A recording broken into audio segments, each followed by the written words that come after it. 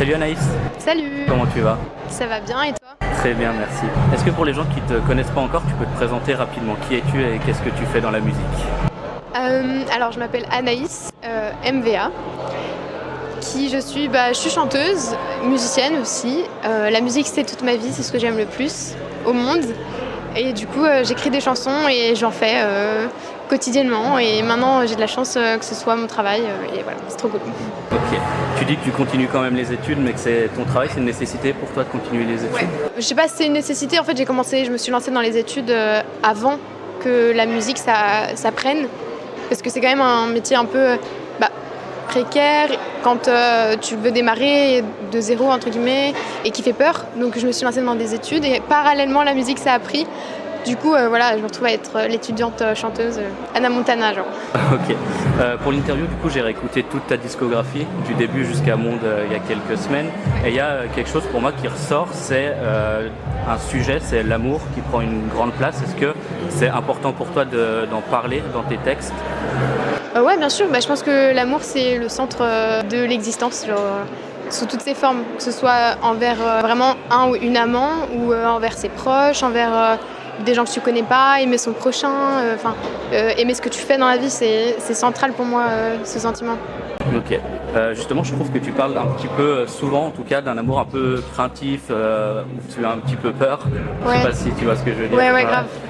Est-ce que c'est important, encore une fois, pour toi de parler pas toujours des bons côtés, justement plutôt du négatif que du positif? C'est pas forcément conscient. Je pense que moi la musique c'est vraiment un truc qui me traverse plus qu'un truc que je conscientise et que je prépare, tu vois. Et donc je pense que c'est juste un reflet de qui je suis au moment où j'écris la chanson ou jusqu'à ce que j'écrive la chanson. C'est vrai que j'ai eu des périodes où je me sentais très très triste, liée aussi à la vie étudiante. Genre les études ça m'a beaucoup fait douter de moi-même sur plein d'aspects et puis il y a plein d'autres trucs qui m'ont fait douter de moi-même et donc je parle de ce que je ressens et de ce dont j'ai du mal à parler aussi aux autres, tu vois. J'ai plus de facilité à l'écrire dans des chansons qu'à le dire. Il y a des artistes qui préfèrent, en tout cas qui sont plus inspirés dans le malheur, dans la déprime, c'est un peu ton cas du coup? Ouais. En fait, encore une fois, je pense que je suis plus inspirée par ce que je ressens et ce que je vis, quoi. C'est un reflet de mes états d'âme. Donc si je vais pas bien, ça va se voir dans mes sons et j'espère qu'un jour j'arriverai à être plus heureuse sur le long terme et que du coup ça se verra aussi dans mes sons, tu vois. Mais c'est vrai que là je sors de quelques périodes où c'était un peu difficile donc je peux pas faire des sons où je dis que c'est la joie, le ciel est bleu si c'est pas ce que je ressens, genre j'y croirais pas moi-même, j'aurais pas envie de le défendre et enfin ça marche pas quoi. Ok.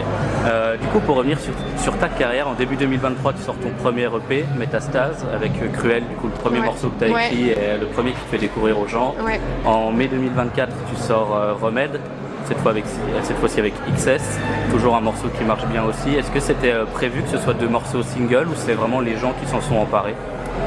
Moi toute ma carrière entre guillemets c'est du feeling. C'est vraiment, il n'y a rien de trop calculé.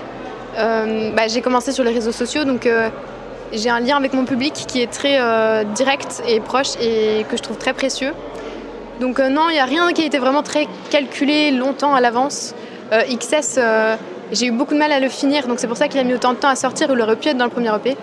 C'est juste que, je sais pas, ça s'est fait comme ça pendant l'été. Même je crois qu'en fait on l'a sorti pendant l'été parce qu'on y croyait moins que d'autres chansons. On s'est dit l'été, il n'y a personne. On le sort. Moi j'y croyais parce que j'adore cette chanson. Mais c'est vrai qu'autour de moi, on était en mode, on le sort en single, mais on s'attendait pas du tout à ce que ce soit celui qui soit le plus écouté aujourd'hui de ma discographie. Donc c'est vraiment le public qui a décidé.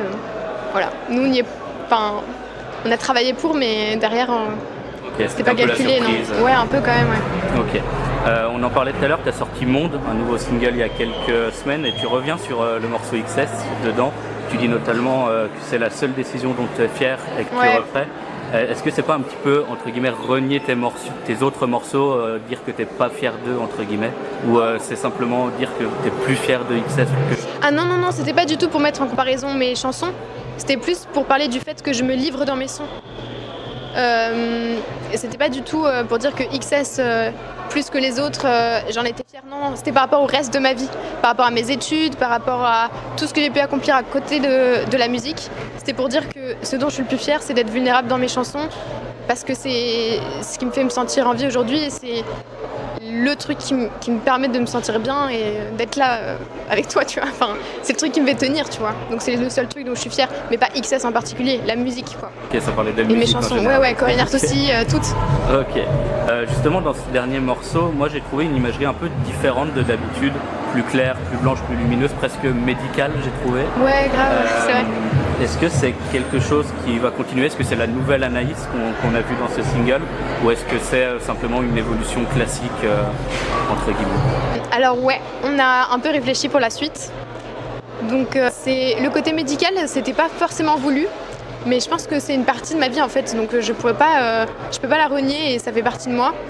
Et je trouve ça cool au final que tu le ressentes et que tu m'en parles. Je trouve que ça ajoute de la cohérence au personnage et ouais non ça va commencer à être un peu de plus en plus cohérent je crois niveau image et on va vers un truc un peu c'est un petit puzzle là à la rentrée qui va se compléter, j'ai trop hâte et non on prépare un truc un peu cool à l'image ouais. Ok. Pour finir du coup sur Monde, c'est un titre que tu utilisais beaucoup sur les réseaux sociaux depuis des mois, notamment derrière ton piano, ouais. Comme briller que tu fais sur scène ouais. Par exemple. Est-ce que c'est pour toi quelque chose d'important de montrer ces titres avant qu'ils sortent et est-ce que tu n'as pas peur justement que les gens s'enlassent à force de les faire semaine après semaine? Ça c'est un peu le débat du coup, c'est le truc qui me tiraille un peu. Comme j'ai commencé sans rien, sans équipe, aucun label, je savais pas ce que c'était, enfin vrai voilà. C'était le seul truc que j'avais, moi, mon téléphone et mon piano pour partager ma musique. Et donc c'est un mécanisme, c'est un réflexe. J'y pense pas spécialement, c'est juste quand j'écris une chanson, mon premier réflexe c'est de me dire ok j'ai envie de la partager aux gens tout de suite tu vois. Et je pense que j'ai aussi un pendant de ma personnalité qui est très spontané. Du coup j'ai besoin de faire les choses quand je les ressens. Et c'est trop relou parce que du coup, comme tu dis, des fois je pense qu'il y a des gens qui doivent être frustrés, peut-être même lassés. Mais j'essaye de pas me concentrer là-dessus et de faire un peu mieux pour les autres fois. C'est juste que quand tu as été habitué à être autant libre dans ta façon de communiquer, je trouve que c'est hyper précieux en tant qu'artiste et j'ai envie de garder ça, mais en étant peut-être un peu plus cadré avec moi-même et en me disant ok là tu vas sortir le truc dans un an, tu te connais maintenant, donc calme-toi, tu sais que tu vas galérer en studio pour le finir, donc calme-toi avec ce piano-voix, mais c'est dur parce que c'est vraiment un besoin de partager tout de suite genre. Voilà. Est-ce qu'à force de partager des morceaux comme ça, tu as déjà fait demi-tour, des morceaux que tu trouvais cool, que tu as partagé, ou tu t'es dit, au final... Je crois que c'est très rare, parce qu'en fait, quand je partage sur les réseaux, c'est pas pour que les gens décident si je sors ou pas le son. Parfois, j'en suis pas sûre, mais j'ai quand même ce besoin de le faire parce qu'il y a quand même un truc qui me... C'est tout métaphysique, en fait. Il n'y a pas trop d'explications logiques là-dedans, mais c'est que des émotions, des sentiments, je me laisse complètement guider par ça, en fait. Du coup, non, ça m'est déjà arrivé de sortir des sons...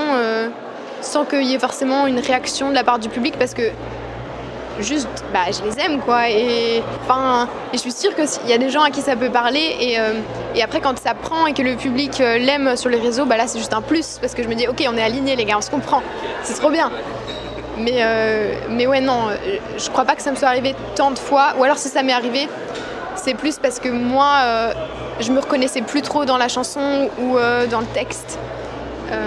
Mais voilà, parce que j'ai des sons qui ont, par exemple, créé beaucoup d'engouement sur les réseaux, mais que je ne me vois plus sortir aujourd'hui. Et donc ça, c'est un peu chiant parce que du coup, il y a des gens qui les attendent. Mais peut-être un jour, je sais pas, on verra.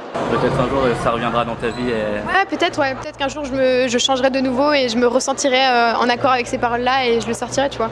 Mais en attendant, tout est sur mes réseaux, donc c'est marrant, ça fait un peu une bibliographie privée. Je vois, ok. Voilà. Et pour finir, est-ce que tu as un petit mot de la fin pour les gens qui ont regardé cette interview? Merci beaucoup d'avoir regardé cette interview jusqu'à la fin, jusqu'ici. Je vous fais de gros bisous. Merci beaucoup d'écouter ma musique, de me faire vivre mon rêve au final. C'est vraiment très très très précieux pour moi et je vous fais de gros bisous. Merci beaucoup Anaïs. Merci à toi.